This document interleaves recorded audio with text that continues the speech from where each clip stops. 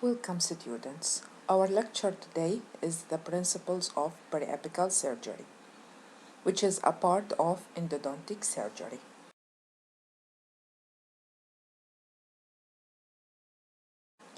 First of all, we must know about the periapical microbiology. The microorganisms, as in every disease, are essential for the progression of different forms of apical periodontitis. The microorganisms that proliferate in the root canal usually constrain themselves in it due to the defense barriers, meaning the apical foramen. But in specific circumstances, these microorganisms will overcome the defense barrier and establish a periapical infection, which may lead to the development of acute apical abscess with virulent inflammation in the periapical area. The most dominant microorganisms present in the periapical infections are anaerobic bacteria like Actinomyces, Treponema species, and etc. What is the periapical surgery? It is, as we said, a part of endodontic surgery. The aim of periapical surgery is the treatment of periapical lesion after depleting all the possibilities of orthograde non-surgical endodontics, which means when the patient came with a pain in his tooth and signs of periapical periodontitis, the first line of treatment is endodontic treatment, the conventional endodontic treatment. In case of failure of this treatment, I will do retreatment. In case of failure of retreatment, I will refer it to a periapical surgery. So, when all the possibilities of conventional endodontics are extinguished, or the failure, as we said, the failure of the endodontic treatment or inability to perform such an approach means patients have veneers or have crowns on his teeth and we doesn't want to disturb these crowns, or maybe the patient have a endodontic treatment with post crown and there is a problem with the endodontic treatment, so we do refer the patient to a periapical surgery. The goal is to remove all the irritant from the periapical area, as well as creating an airtight root canal seal, which means after the removal of the lesion, and sectioning of the tooth, we do a filling of the root end so that we have 100%, we make sure that we are 100% possibility there is no any recurrence or there will be no problem in the future. What are the types of periapical surgery? We have two types. First, episectomy, which means the surgical resection of the root tip of the tooth and its removal with the periapical lesion, like we see here. We resect the apical part of the root with the and remove it with the periapical lesion. Why we do resection of the root tip? First, to facilitate a complete curettage and removal of the pathological periapical lesion, which means when I resect the root end, I can reach behind it and clean all the bony cavity that is created by the lesion and remove all the parts of the lesion without any obstacles. Remove the accessory canals, which are usually concentrated in the apical 1/3. enables the operator to check and ensure that the apical end of the pulp channel is effectively sealed under direct vision. In here, and unlike conventional endodontic, I can see the guttapercha, I can see the retrograde filling, sealing the apical part of the root canal, so that I can have a visual confirmation of the success of the surgery and the endodontic treatment. Normally, we have two types of episectomy. Conventional episectomy, which means I do endodontic treatment and then normal endodontic treatment in the same session, and do resection and removal of the lesion. Or retrograde episectomy, which means the tooth already have an endodontic filling and I only redo or seal the periapical area. The other type of periapical surgery is the periapical curettage. What means of periapical curettage? It is the removal of the pathological lesion, like we see here, removal of the pathological lesion in the periapical area by means of surgical curettage without any endodontic treatment, only removal of the lesion. What is the indication of this type of periapical surgery? If I make sure that the endodontic treatment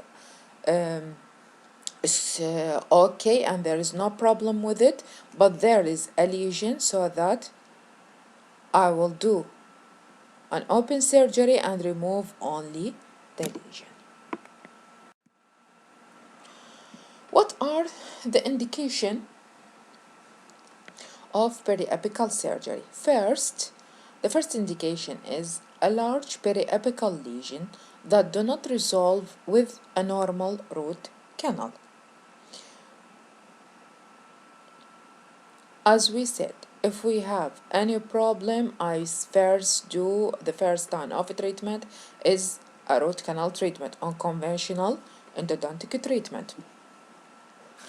If after the conventional endodontic treatment the lesion does not resolve, it is large, and during the follow-up sessions I don't see any radio opacity, any bone remodeling or filling of the lesion area, which means that the lesion is still present. In this situation, this is an indication of a continuous leakage, which means the endodontic treatment is did not seal the root canal well. There is a continuous leakage to the periapical area, so the source of infection is still present, so the periapical region persists. In this situation, I will refer the patient to a periapical surgery. Another indication is anatomical problem preventing complete debridement of the canal or obturation, which means if I have calcification of the channel or other breakage, or may have severe curvature of the root. All these situations may compromise the cleaning of the root canal and the obturation of the root canal.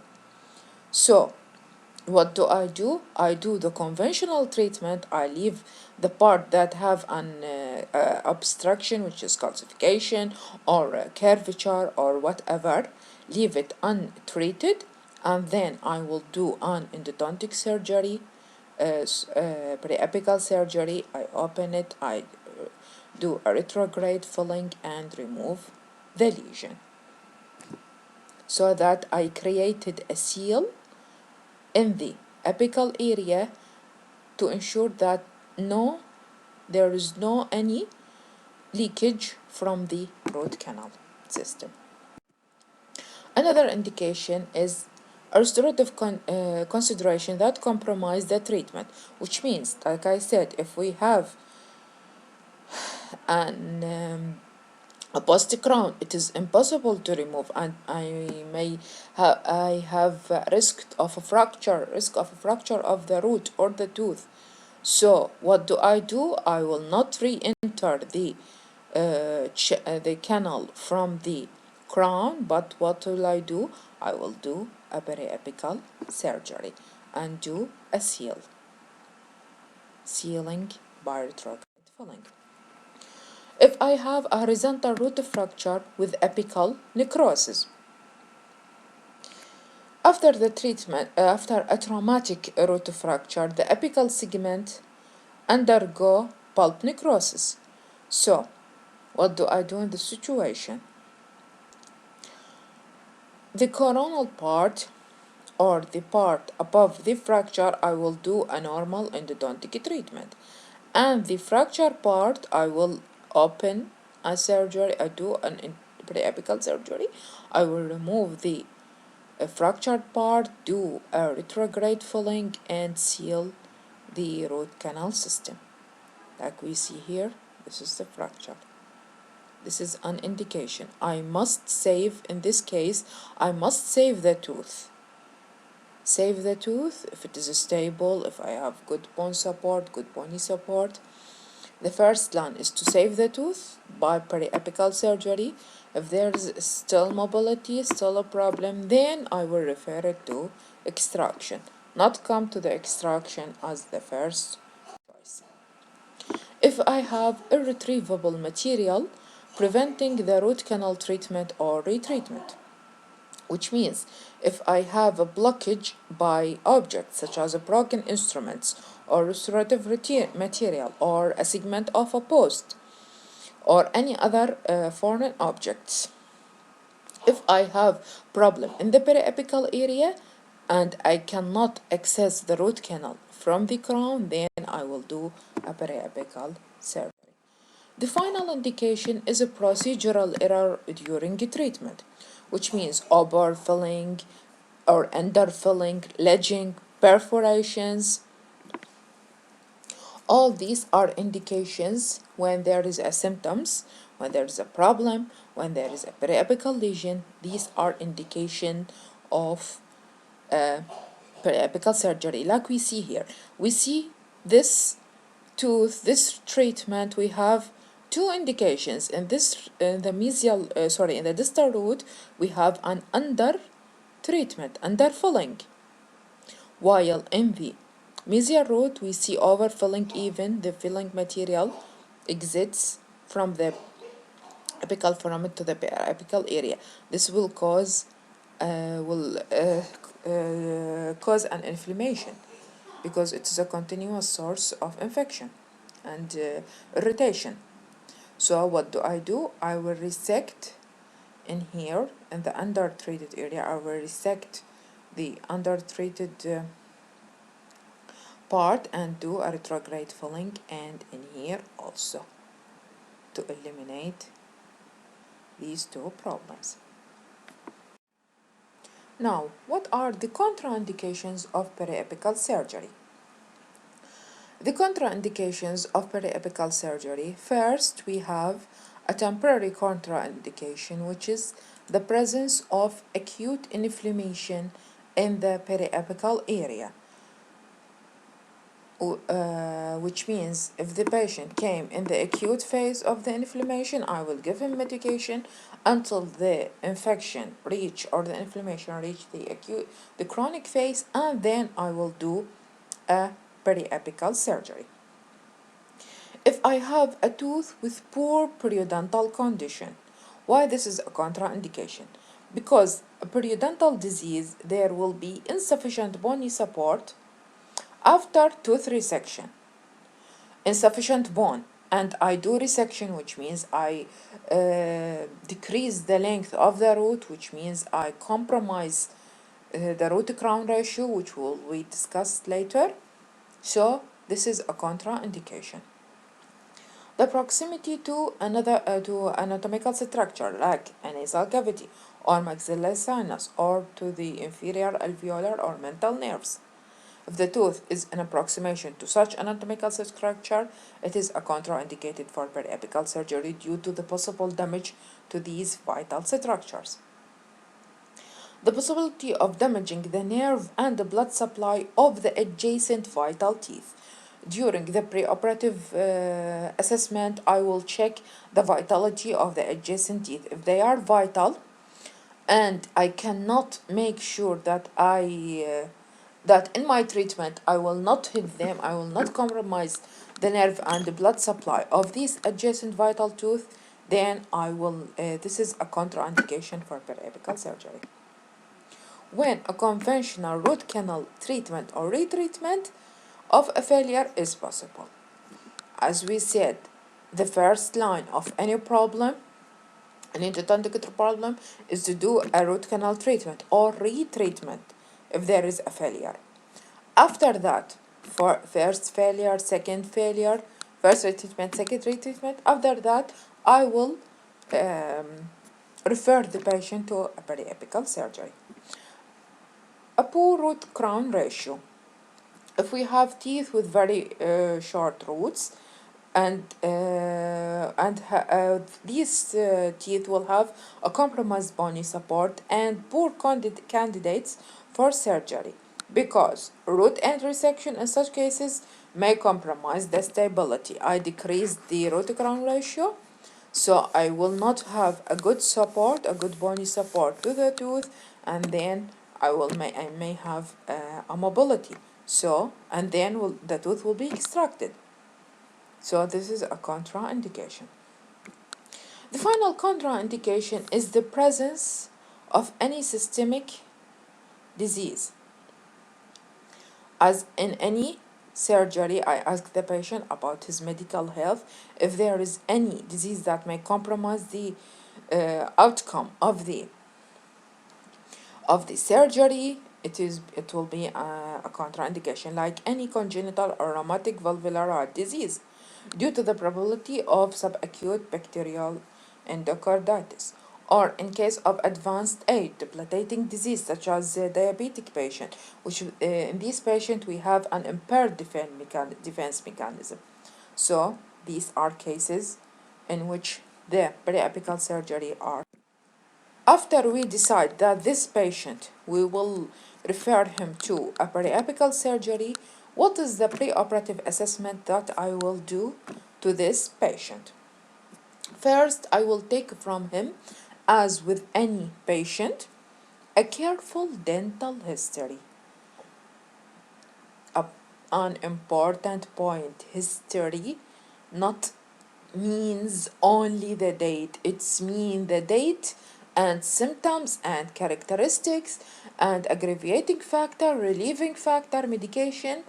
All these are the history of a disease. What should I do in the what should I ask about the dental history? I will ask about the chief complaint, the history of the present illness. Is the infection acute or chronic? Is the tooth non-vital due to trauma or caries? Is there any history of pain, all swelling, or post-discharge? All these are important questions. Another important thing in the assessment is the careful medical history to assess if the patient can tolerate the surgery. And third, we have the clinical examination. Extraoral examination by, as usual, inspection and palpation, usually concentrate in the area of the tooth to see if there is any swelling or skin sinus. While in the intraoral examination, I will examine the tooth, and first of all, I will decide whether the tooth is useful and restorable, which means if the patient have all his teeth, or he want to keep his tooth and he is willing to preserve it, I will do a periapical surgery. But if I have only 2 teeth and one of them need a periapical surgery, this is not an indication. I will, in the intraoral examination, I will see if there is any chronic sinus on the gingiva, the oral hygiene of the patient, any discoloration of the tooth, mobility and periodontal status, check the vitality of the tooth and the adjacent teeth. As we said, all these clinical examination will confirm our decision if we will refer him to a periapical surgery or this patient is contraindicated for periapical surgery. Then for the most important part of the assessment is the radiographical examination, either by peripheral radiograph or OPG, should to evaluate the size and extension of the periapical lesion, if it is extended to adjacent teeth, extended to any vital structure, if we have any problem in the in the root, like we see the root development, if it is completely developed, any the apical closure, any root curvature or root resorption, if there is any foreign body in the canal or in the periapical area, the condition of the alveolar bone to assess if I have a good bony support, or if there is any indication of thinning and perforation of the cortical bone. All these are important things to see in the radiographical examination. After that, I confirmed the diagnosis. I said the patient is a good candidate for periapical surgery. Then I will give him appointment and we will proceed to the surgical steps. As with any procedure, I will start with the anesthesia. But in the case of minor surgeries, like we have here apicectomy or removal of impacted tooth, the anesthesia will have a dual part. Anesthesia of the tooth and the adjacent structures, and also a hemostasis. A hemostasis is an important factor in the oral surgery, so that I can perform my operation in a bloodless field. The visibility is very good. There is no any problem with the vision. The ability to achieve a profound anesthesia and hemostasis is critical, as we said. Profound anesthesia will eliminate the patient comfort and anxiety during and even after the surgery. And excellent hemostasis will improve the visibility of the site, allow inspection of the resected root, and minimize the surgical time. In maxilla, anesthesia and hemostasis are usually accomplished simultaneously by local infiltration in the mucobuccal fold, both mesial and distal to the affected tooth. I will give the affected tooth an anesthesia and mesial and distal to it, either one tooth mesial and distal to it or two teeth mesial and distal to the affected tooth. After that, I will need a supplement anesthesia to the palatal part. If the operation is we doing in the anterior area, I will give the patient a nasopalatine block for the nasopalatine nerve, or I will give him a greater palatine block for the greater palatine nerve if I have an operation in the posterior teeth. In the mandible, anesthesia and hemostasis are usually achieved separately. Anesthesia will established by regional nerve block of the inferior alveolar nerve, while hemostasis are established at the surgical site via multiple supraperiosteal injections into the mucobuccal fold, with additional supplement injection in the lingual aspect of the tooth. I will give a block to achieve the anesthesia. I will give supraperiosteal periosteal injections in the mucobuccal fold, buccally and lingually to achieve the hemostasis. Then, if the tooth I decide to do is the first time of a treatment or the first time for root canal treatment, I will do access opening as normal and do a reaming and filing of the root canal until I reach a sufficient size according to the width and length of the root canal.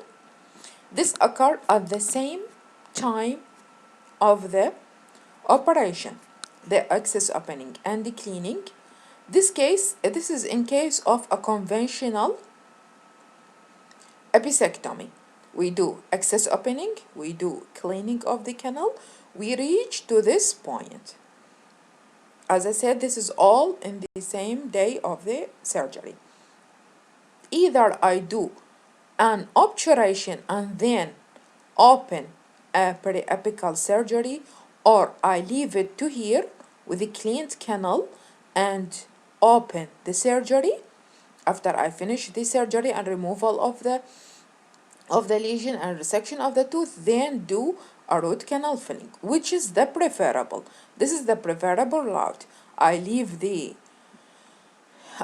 tooth at this stage with a clean root canal, finish the periapical surgery, then do the obturation. Now we will enter to the core of the periapical surgery. First of all, what are the designs, or what design should I choose for the flap? In the periapical surgery, it is either trapezoidal or semilunar flap. What are the factors that I will decide according to it which type of a flap I use? It is the position of the tooth, the presence of periodontal pocket, the presence of a prosthetic restoration, and the extent of periapical lesion.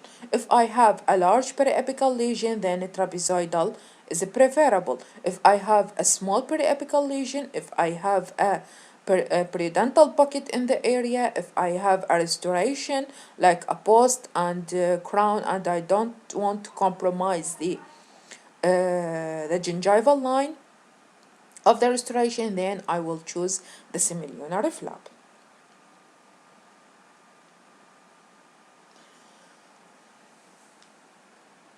The semilunar, as I said, indicated for limited access.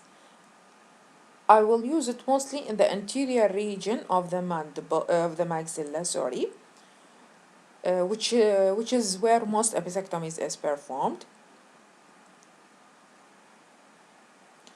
To have an optimal wound healing, the incision should be made at a distance from the bony defect, not directly on the bony defect, so that the flap repositioned over a normal healthy bone. If the bone, as we said, if the lesion is extensive, and if it is extended to the alveolar crest, then I will think of a trapezoidal or sometimes even the triangular flap.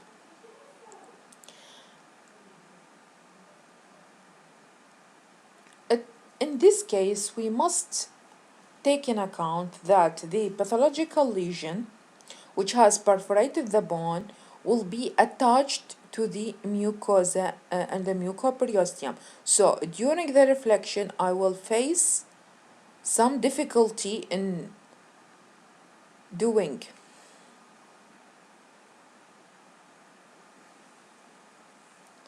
and reflecting the mucoperiosteal flap, so I could use the blade and do cutting of the lesion from the mucoperiosteal flap.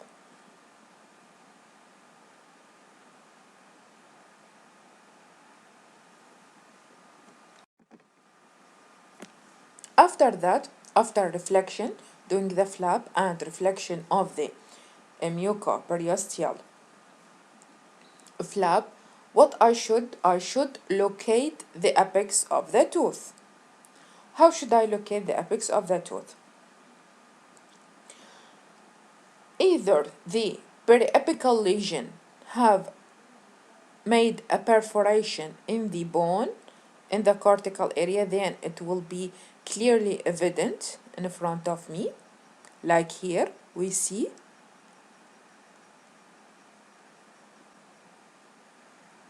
a small perforation, then I expanded with the surgical bare and then remove the pathological lesion by using the surgical curate.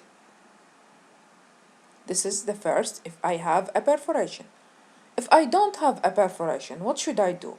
How should I locate the root apex?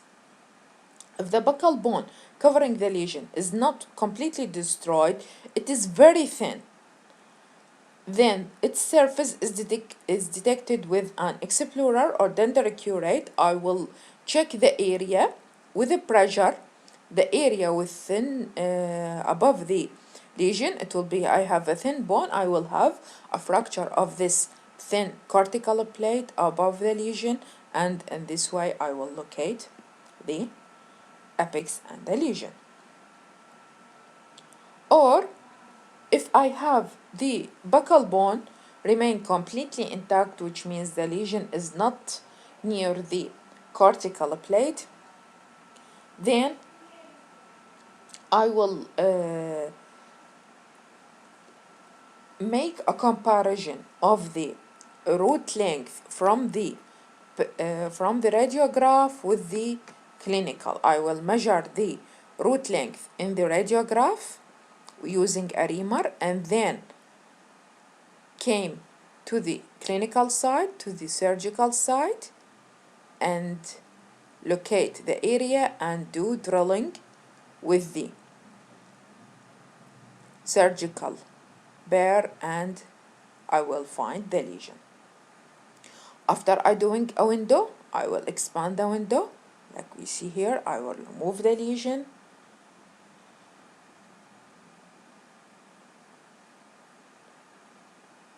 All this is carried out under a complete irrigation of the area, so that to remove any bony tips, remove any lesion. Then after I make sure that all the lesion is removed from the lesion cavity, I will do the other part, which is the resection of the apex of the tooth. The apex, using a turbine and a Fisher bare, I will resect the apex at 2 to 3 millimeter of the total root length, which means not the apical third. No, it's only 2 to 3 millimeters of the root length with a Fisher bare, as we said, with a bevel of a 45 degree. I will not cut it straight. I will not resect the tooth, the root straightly. I will cut it in a 45 degree so that the canal will face the surgeon, so that I make sure I am during obturation that I have completely obturated the apical part.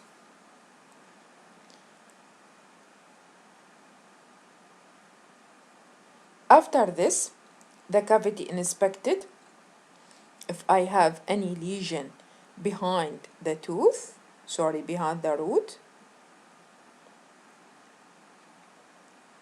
if I have, then I will remove it by curettage.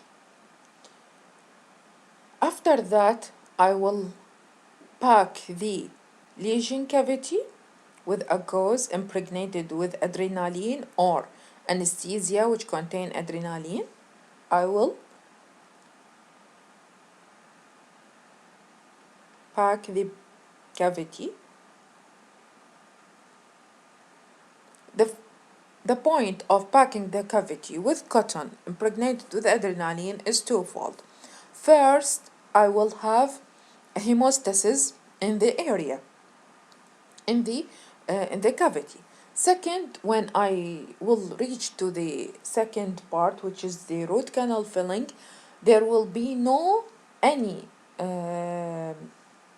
filling material enter the cavity, because this cotton will prevent the sticking of any filling material to the cavity, to the lesion cavity. The root canal filling, either, as we said, the conventional root canal filling, which after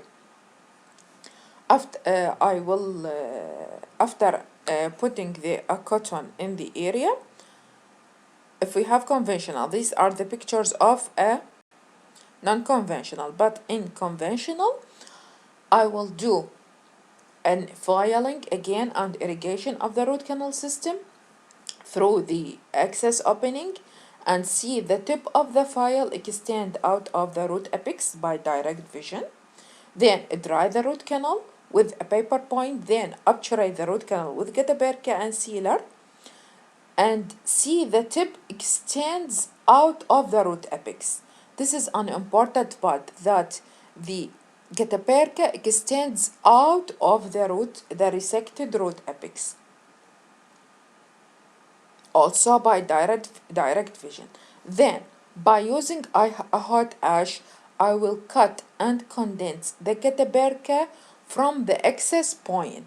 This is an important thing to note. I will first cut the gutta-percha from the access point, from the access cavity. Then I will cut this extended part of the gutta-percha in the apical area to make sure that I have non-disturbed periapical seal, non-disturbed apical seal of the gutta-percha.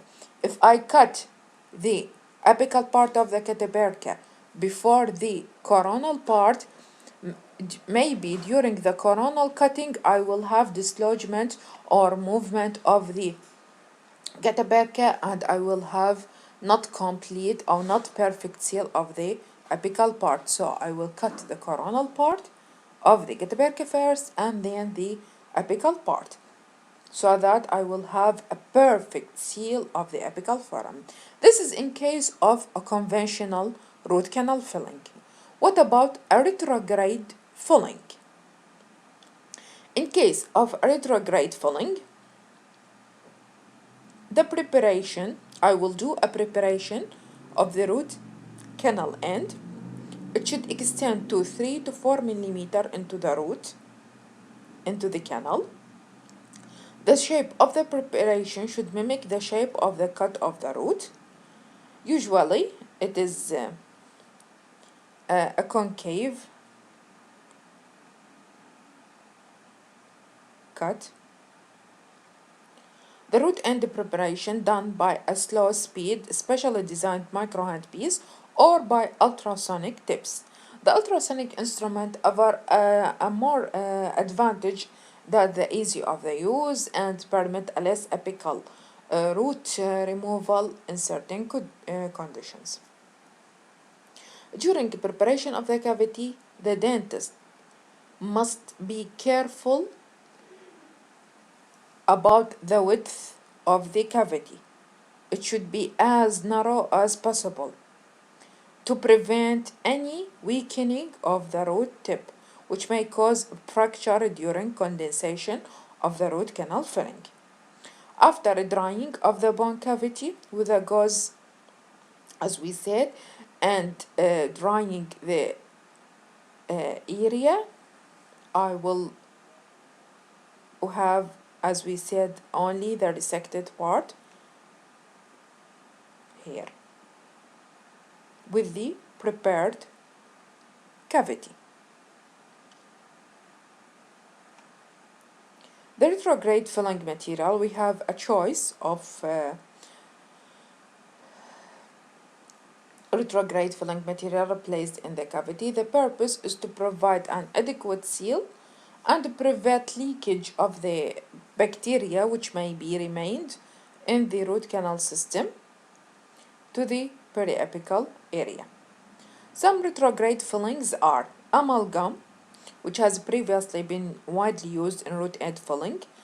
It is easy manipulated, readily available, provide a good initial seals. However, in later years, the amalgam is no longer used due to its corrosion and leakage and staining of soft tissue and persistent of epical inflammation with lack of long-term success. The replacement of amalgam, I could use a composite with a bonding agent which must be placed in a dry field, as we know. The material used in a shallow concave preparation showed a successful results. The most commonly used material in these days is the mineral trioxide aggregate, or the MTA, which is a biocompatible hydrophilic, seem to provide excellent sealing properties that are not affected by the contamination of blood. Even if I have blood, I will have a good seal with MTA. It has a high pH with similar to calcium hydroxide, which makes it the only material with the ability to promote regeneration of the periodontal apparatus, where a new cement formed directly over the MTA. I will bring a a carrier for the material and insert it in the prepared cavity and do packing of the material. In this way I will have a retrograde filling. After that, I will remove the gauze that I packed inside the cavity lesion. I will do irrigation and then will proceed to wound closure and suturing of the flap. As I said, I must do a good irrigation with saline for the lesion cavity. I check any sharp edges. It should be smoothed, either with a round bear or a bone file. The flap is replaced and sutured. First, I will suture the interdental papillae and then I will suture the vertical releasing incision in case of a trapezoidal or triangular, or simply suturing the flap in case of semilunar. After that, immediately I will take a periapical radiograph to reveal the periapical condition of the tooth, and this radiograph will act as a reference radiograph in the follow-up visits. What are the instructions that I should give the patient? First of all, I must tell the patient what he should expect. He should expect a swelling, discomfort, possible discomfort, discoloration, oozing of blood, and explain to him the ways to prevent and manage these complications if occur. I must tell him the surgical site should not be disturbed. A pressure should be maintained using a cold packs over the surgical area for 10 to 12 hours after the surgery. Oral hygiene procedures, he will continue his brushing for all his teeth, but leaving the surgical site without brushing for at least 24 hours. After that, he could brush it carefully. Proper nutrition, avoiding hard food, soft diet with high fluid intake, it's important and should not traumatize the area. I must prescribe antibiotic, anti-inflammatory, analgesic, and also mouthwash, a chlorhexidine twice daily to reduce the bacterial count at the surgical site. All these medication will minimize the inflammation and enhance the soft tissue healing.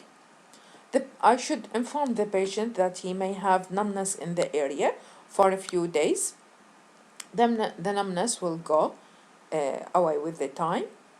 The stitches should be removed after 5 to 7 days, and all soreness and swelling should usually goes within 2 weeks. The patient, this is an important part, the patient should be seen at regular intervals to check the conditions of the tooth by clinical and radiographic means at each visit. In this way, I will make sure that my operation or my surgical procedure is success or failure. By this point, we finished all the surgical steps of the episectomy.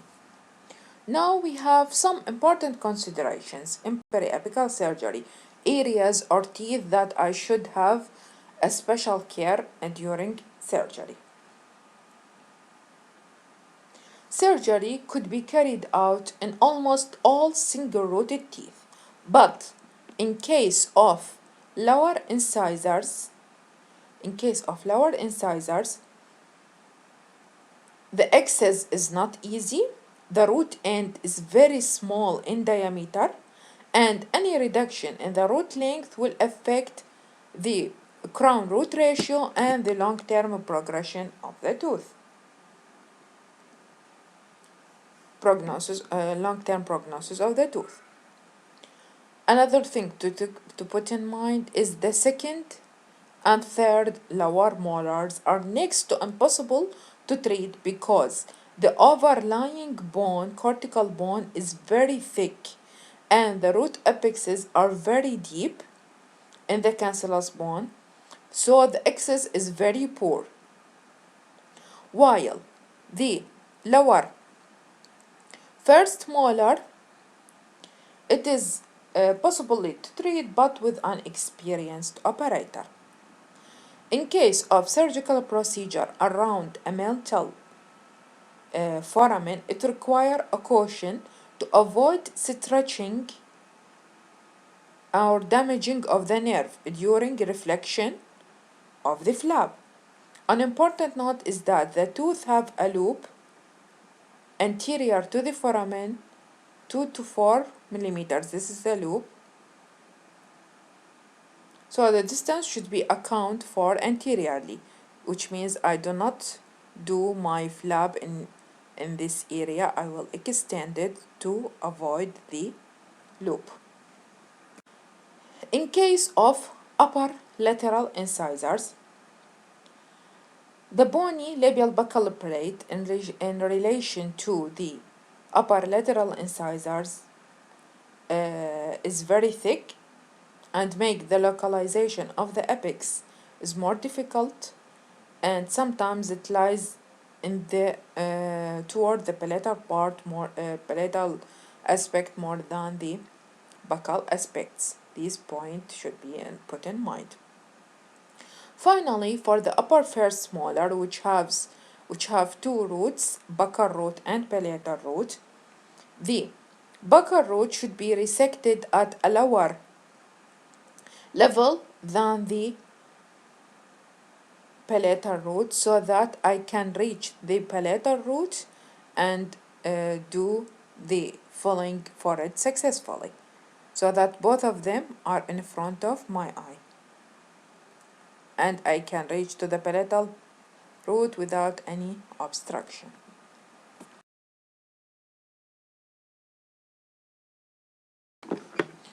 What are the factors associated with success and failure in periapical surgery? Which means, in case of success of periapical surgery, if I have these factors, means I have a successful periapical surgery. If I have a dense orthograde fill or a healthy periodontal status, which means no dehiscence and adequate crown root ratio. If the radiolucent defect isolated to the apical 1/3 of the root do not extend to more than the apical 1/3. If the tooth treated is maxillary incisors or the mesiobuccal root of maxillary molars, these are the tooth that have the most chance of success in the periapical surgery. These are the preoperative factors. When I assess the patient, I can say these are factors will help me to achieve a success in the periapical surgery. What about the post-operative factors? I should have a radiographic evidence of bone fill after the surgery. As a resolution of pain and symptoms, this is an important point, an absence of sinus tract, and decrease in tooth mobility. All these during the follow-up visits, when I see these points, means I have a successful periapical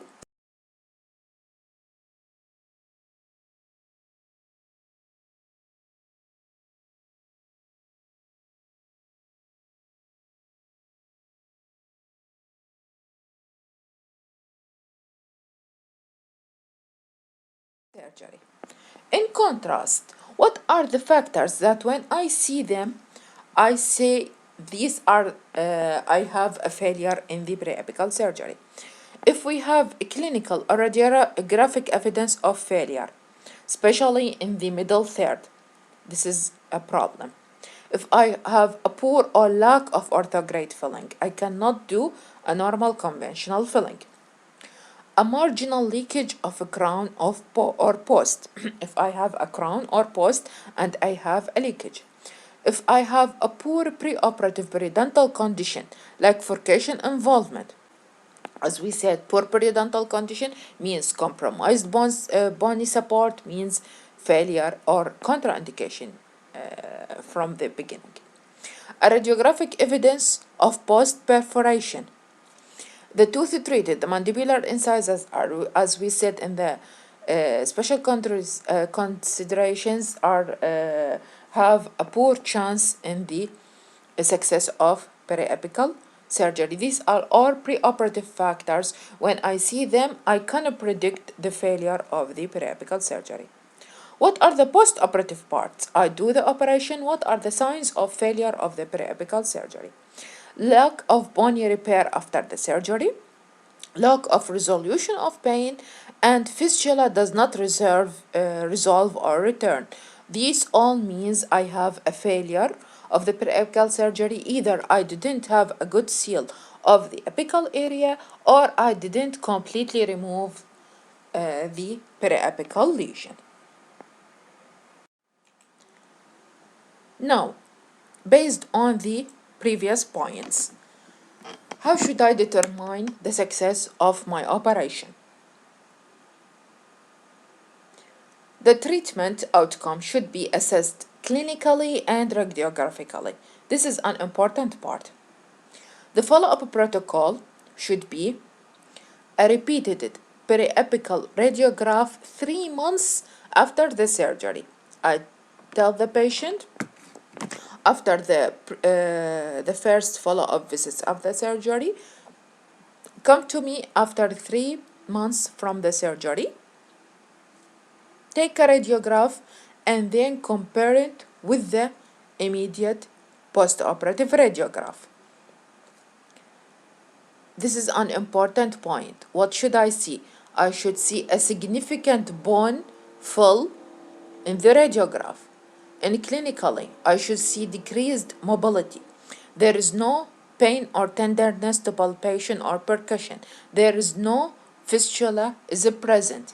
In this case, I will say this is a successful treatment. I will proceed to the final restoration and do the filling and the excess point for the excess point, or do crown if the patient don't have a crown. But if significant bone fill is not noted, the patient should be recalled after 3 months for a new radiograph.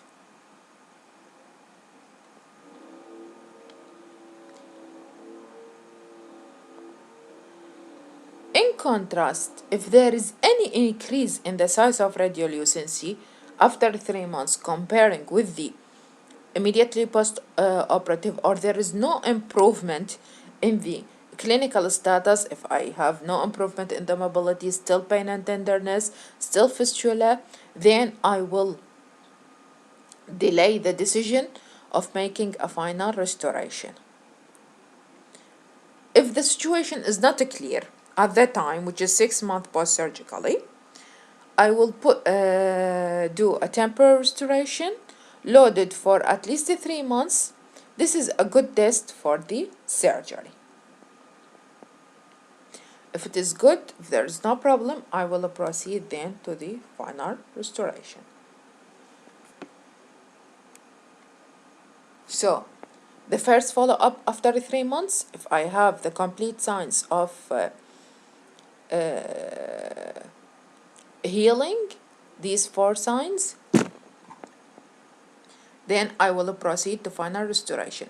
If I don't have any point in these cases, I will delay the patient another 3 months. If after 6 months I don't have any clear resolution, then I will do temporary restoration and leave it for another 2. These are some cases post-operatively, immediately post-operatively, and see here after 2 years from the operation. This is an immediate post-operative radiograph. This is after 1 year, after 5 years, after 10 years. And the tooth is completely functional. I have a lesion. When to perform a biopsy? As a general rule, if a soft tissue lesion or a tumor is recovered from the epical surgery, is must be submitted to a pathological evaluation. This is a must. Any lesion I remove it from the periapical area, any lesion I remove it from the patient, I must submit it to a pathological evaluation. But there are some situations, if present, the submission of tissue to pathological lesion is not indicated. If we have evidence of pre-endopulpar necrosis, I don't need to do biopsy. Is the characteristic of the radiolucency classic? If it is normal, round, around the periapical area, which means this is definitely a periapical lesion, not any tumor, then I will not need any pathological evaluation. Will the patient return for follow-up radiographs?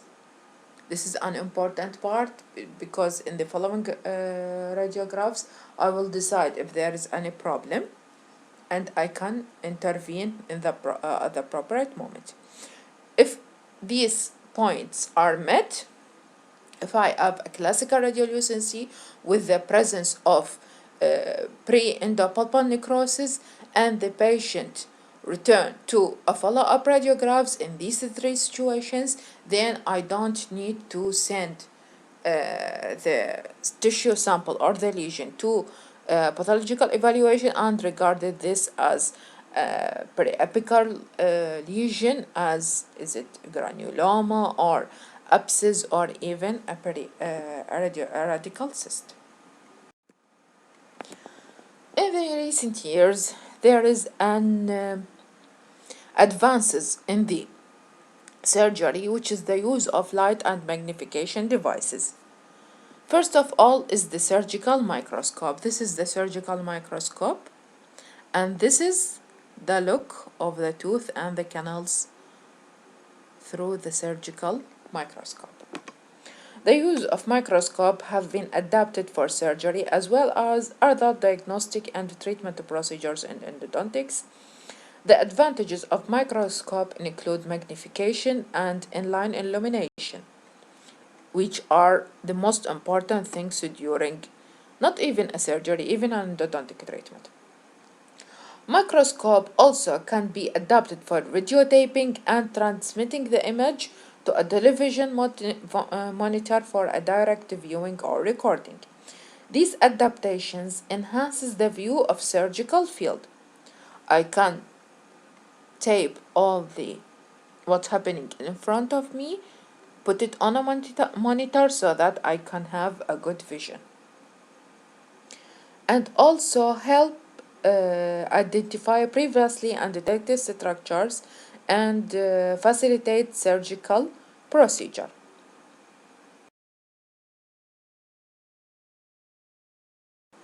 Another advances in the periapical surgery is the use of fiber optics. A new system known as endoscopy is available, which uses a very small, flexible fiber bundle that contain a light and an optic system. The optics are connected to a monitor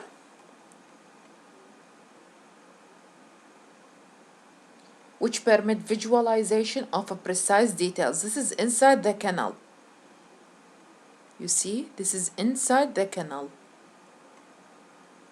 and projected on the monitor. It will allow good visualization of a precise details of the surgical site. The system also gives the clinician the option of videotaping and recording of these procedures.